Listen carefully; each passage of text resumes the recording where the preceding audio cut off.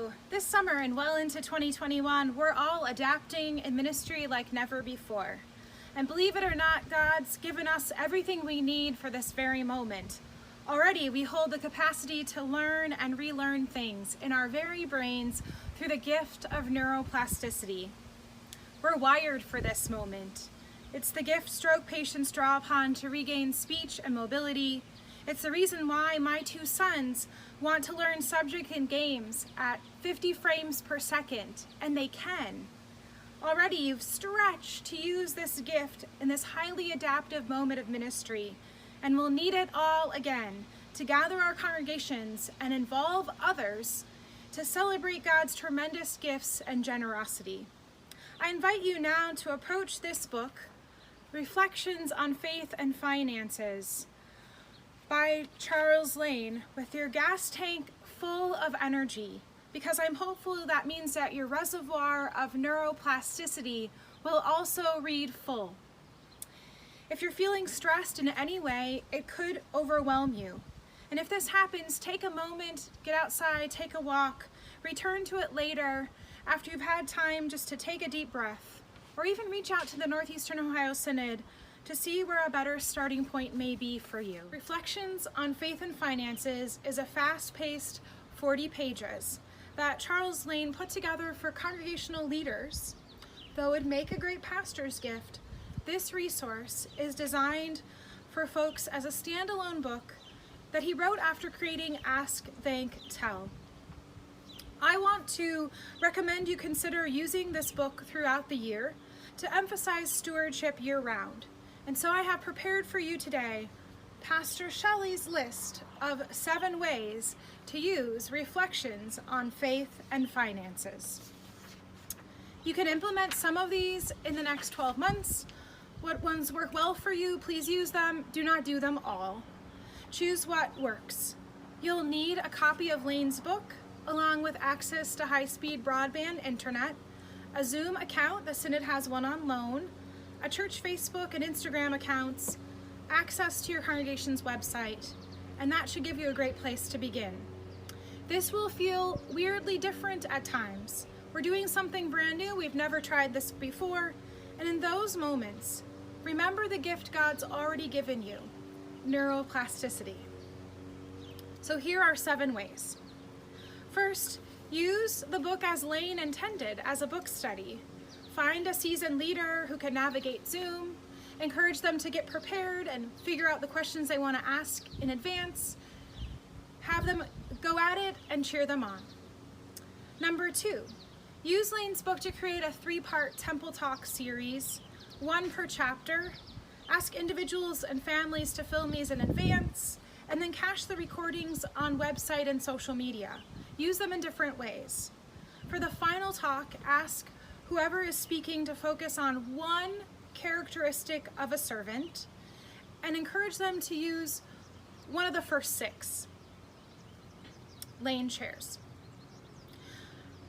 Third option, third idea. Use Lane's book for your church council retreat and invite key leaders to join you, the stewardship team and other potential new church council members and leaders of your church. Do this outside of your normal stewardship cycle. Number 4, Lane's book would be great to use for confirmation curriculum for teens or adults. A chapter a week for a 3-week study, or you could plan and expand it to 7 sessions, as the final chapter holds a treasury of 7 characteristics of a steward. Unpacking the word steward will take extra care and attention, yet it will be so worth it. So consider inviting students and families to even join in on a final project and connect this book with current events, with our government and people around the globe, how interdependent creation, healthcare, wealth, the economy, and success is. This book gives a great handle to talk about questions we've all been asking and raising during this time of quarantine and pandemic. So use that to your advantage. Deep breath. We have 3 more ideas to go. Number 5, here's an easy one. Buy the book, read it, And then tab all the scripture citations. This one I'm planning to do myself because there are a ton of scripture citations, and you can take these and the kernel of wisdoms that go along with them from Lane and share them in key communications for a season of time. Invite folks to pray with these scriptures and reflections you found and see what happens. These final two that I have for you are really stewardship campaign-y ideas. I'm hoping we'll do this next one at my church to celebrate stewardship and mark this moment in history together. So, number 6, create a stewardship vlog or blog for your congregation. Lane's book holds tons of questions, so take a moment and prayerfully identify a few questions to pose. Add a final question about this moment in history and your church. Maybe you'll ask, what has faith and our church meant to you during COVID-19? Then identify 12 congregational giving units, families, individuals. Make sure they're all from different generations of your church and invite them to participate. Give them a few weeks to submit their entries via email, mail, or video. So you're asking them to respond to those questions via email or video. And then prepare these offerings that you receive from them for your congregation to experience in worship, on social media, and your website. I would challenge you to stretch and see if you can do a completely video content offering. Or maybe it's a hybrid, video with some journal entries. See what works well. If you need tech advice, reach out. We can help you think through this because it's going to be a wonderful memory piece and celebration of where your church has been and what church has meant during this moment of time. Number 7, final idea. Promote Lane's 7 characteristics of a steward. That's chapter 3, the heart of chapter 3, the final chapter. I would encourage you to teach these, especially the first 6, in worship during your stewardship campaign.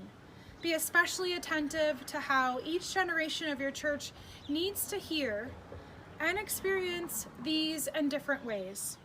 There are lots of application ideas. You can make videos, distribute pop quizzes to your leadership and pastor, invite families to grow in just one characteristic this year. There you have it. 7 ways to use Reflections on Faith and Finances by Charles Lane. Thank you for sharing this vlog with me. I'm Pastor Shelley Nelson Bridger. I wish you luck in all your endeavors of stewardship and sharing generosity and celebrating how God has given us everything. Peace be with you.